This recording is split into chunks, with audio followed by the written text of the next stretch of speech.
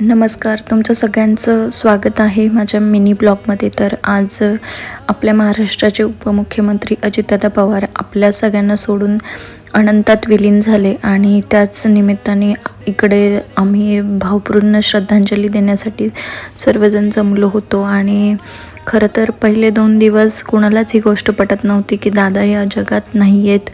आणि इकडे आगळे सरांनी त्यांच्या मार्गदर्शनाखाली हा छोटेखानी दादांच्या श्रद्धांजलीचा कार्यक्रम घेतला होता.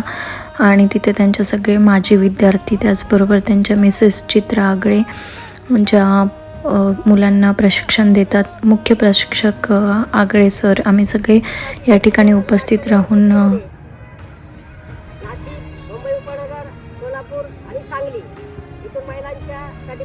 या दुःखद घटनेमध्ये सगळ्यांनी आपले दुःख व्यक्त केले आणि लहान मुलांनी सुद्धा दादांना श्रद्धांजली दिली.